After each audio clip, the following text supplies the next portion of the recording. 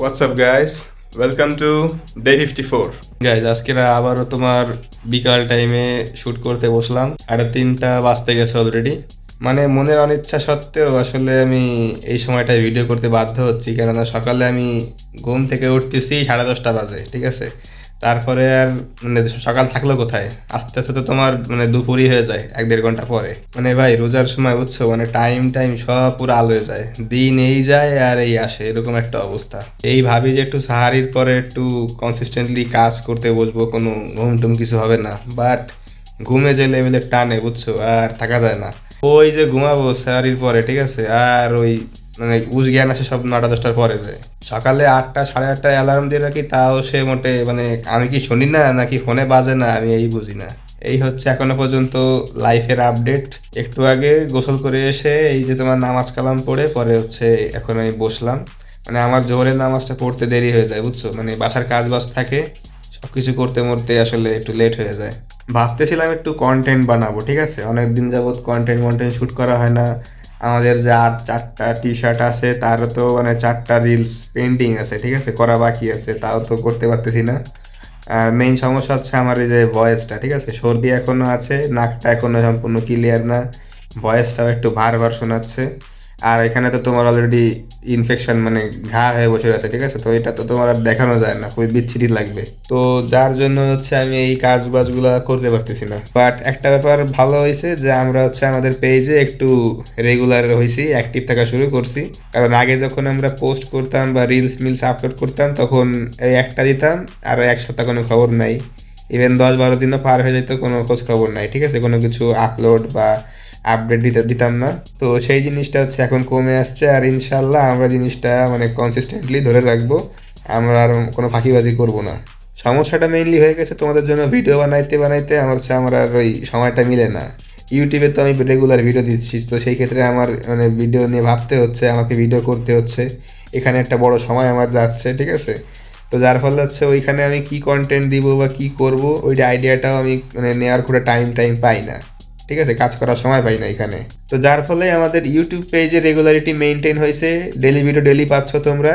আর এটা করতে যাই আমার ফেসবুক পেজ, ইনস্টাগ্রাম, অন্যান্য সব পেজে একদম মানে মরুভূমির মতো অবস্থা, কোনো রেগুলারিটি কোনো কিছুই নাই ওখানে। বাট এখন থেকে এই জিনিসটা আমি আর হইতে দিব না, যা পারি যাই মাথায় আসে না কেন আমরা ওখানে পোস্ট করব। কেননা একবার যদি তোমার রিচ ডাউন খেয়ে যায়, অ্যালগোরিদম যদি একবার বুঝে যায় যে আসলে এখানে কিছু হচ্ছে না, আপলোড করতেছে না, পোস্ট হচ্ছে না, রিচ হচ্ছে না, তাহলে কিন্তু একদম মানে পেজ পুরো ডাউন খেয়ে যাবে, ঠিক আছে। ওখান থেকে কিন্তু পরে আবার উঠানো খুব কষ্টের কাজ।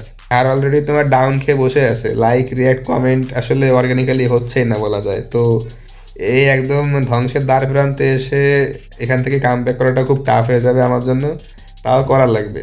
ফেসবুক আর ইনস্টাগ্রাম পেজের একদম সেম অবস্থা, বাট টিকটকটা একটু ভালো আছে, টিকটকে একটু ভালো রিচ মিচ কম বেশি হয়, ভিউজ হয়, রিয়াক্টও পড়ে। বাট ইনস্টাগ্রাম আর ফেসবুকের একদম করুণ অবস্থা। গাইস, তো তোমাদেরকে তো বললামই সকালে লেট করে ঘুম থেকে উঠছি, কোনো কাজ করার সময় পাই নাই। তো যার ফলে আমার যেই পার্সোনাল যে কাজ বাজগুলো আছে, প্ল্যানিং বা তোমার ওই যে স্পিকিং টেস্ট মেস হাবি জাবি যতগুলো আছে কাজ, সেগুলো তোমার করা হয় নাই, করা লাগবে এখন। এবার এখন আমি করতে বসবো। রাইট নাও আমি ব্যাক করতেছি আমার কাজে। তোমরা ভিডিওটা এনজয় করো, দেখা হচ্ছে পরে, ওকে। হোয়াটসঅ্যাপ গাইস, কি অবস্থা সবার? আম ব্যাক ফাইনালি। সারাদিনে কাস্টমারের রিপ্লাই বুঝছো দিতে দিতে আর মনে করো যে কোনো কাজ বাজি করতে ভাল লাগে না, মানে সারাদিন ওই এক কাজ করতে হয়। আবার যেই ধরো যে অন্য কাজে একটু মন বসাবো, ওই একটা মেসেজ এসে হাজির, ওই সময় তোমার মনোযোগ চলে যায় সম্পূর্ণ ওইদিকে।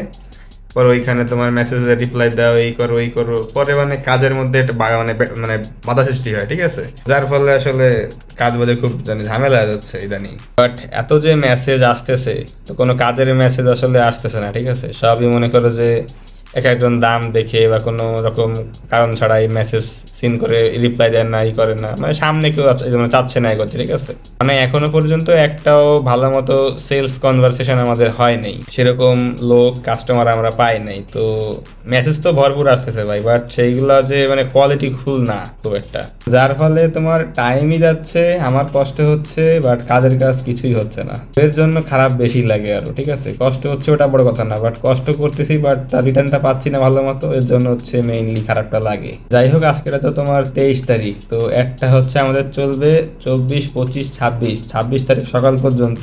তো দেখা যাক, আসলে কালকে পুরো দিনটা আছে, পরশু পুরো দিনটা আছে, দেখা যাক এই 2 দিনে কি হয়। অ্যাড রান করার আগে এক্সপেকটেশন যেমন ছিল এখন আসলে পুরো উল্টোটা হয়ে গেছে, এখন আসলে কোনো এক্সপেকটেশনই নাই। দেখা যাক যদি এই মিশনটা ভালো মতো পাস না হয়, যদি একটাও সেল মেল না হয়, তাহলে তো আবার প্ল্যান স্ট্র্যাটেজি মেক করতে হবে। আর যদি এই 2 দিনে কোনো মিরাক্কেল হয়ে টয়ে যায় তাহলে তো ভালোই, তা যদি না হয় তাহলে আমাদেরকে স্ট্র্যাটেজি প্ল্যান মেক করতে হবে, তারপরে সেটার আবার এক্সিকিউশন করতে হবে। দেখা যাক কি হয় আসলে।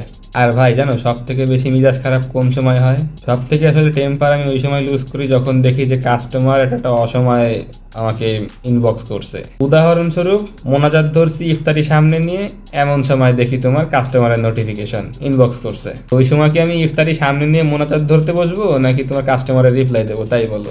আবার তোমার মেসেজ দেয় নামাজের টাইমে, নামাজ পড়তেছি পাশ থেকে তোমার টিং টং খালি শব্দ হইতেই আছে। মানে এত পরিমাণ প্যারা লাগে, ঠিক আছে? মানে যেই সময় ফ্রি থাকি, যে সময় ফোনে কাজে থাকি, ওই সময় কোনো রেসপন্স বা কোনো ইনবক্স কেউ করে না, করলেও খুব কম করে। বাট যখন একটু কাজে থাকি, মানে ওখান থেকে কাজ থেকে আসলে আসা যায় না, সেই সময় তোমার আসলে ধুমাধুম শুরু হয়ে যায় মেসেজ, ঠিক আছে?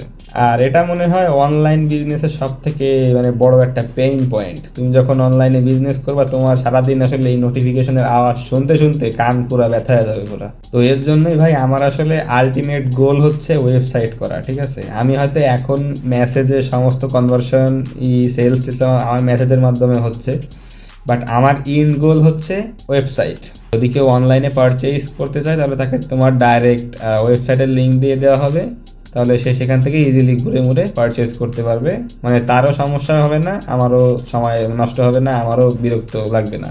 আবার অনেকে আছে যে একটু কথাবার্তা নেগোসিয়েশন করে একটা প্রোডাক্ট কিনতে চায়, তো তাদের জন্য ব্যাপারটা আলাদা, সবাই তো আর না, তো তাদের জন্য একটা ব্যবস্থা করা যাবে, সমস্যা নেই। তো ওয়েবসাইটটা এই মুহূর্তে পসিবল না, যেহেতু আমার মেসেজেই কনভার্সন হচ্ছে না, ওয়েবসাইটে তো আরো প্যারা, ঠিক আছে? তো ওয়েবসাইট আস্তে আস্তে বলতে গেলে সামনে বছর হইতে পারে সম্ভবত। তো ওয়েবসাইট আস্তে আস্তে সামনে বছর লেগে যেতে পারে, এবছরে তো হওয়া সম্ভব না। এবছর ইনশাল্লাহ হয়তো ওয়েবসাইটের যে ডোমেইনটা, অ্যাড্রেসটা, ওইটাই আমরা কিনে রেখে দিতে পারি, বাট সামনে বছর ইনশাল্লাহ আমরা ওয়েবসাইটটা বিল্ড করতে পারি। আর চিন্তা ভাবনা আছে যে এই বছরের মধ্যে আমরা আমাদের বিজনেসের যাবতীয় যত সব লিগাল পেপারস রেডি করে ফেলবো। কেননা আমাদের এই যে বিজনেসটা, এর কিন্তু কোনো অফিসিয়াল পেপারস নাই, এটা জাস্ট খালি তোমার এটা ইন্ডিভিজুয়াল বিজনেস, জাস্ট খালি একটা ফেসবুক পেজ খোলা হয়েছে, প্রোডাক্ট কিনে আনা হয়েছে, কাস্টমার অনলাইনে দেখতেছে, তাহলে এইখান থেকে অর্ডার করলে আমরা পাঠা দিচ্ছি। বাট এই যে একটা বিজনেস তোমার এক্সিস্ট করে, তার কিন্তু কোনো মানে কাগজে কলমে কোনো প্রমাণ নাই। তো আমাদের আসলে কিন্তু সেই অফিসিয়াল পেপারস লাগবে বিজনেসের। আরও যদি ক্লিয়ার করে বলতে চাই তাহলে বলতে হবে তোমার ট্রেড লাইসেন্স।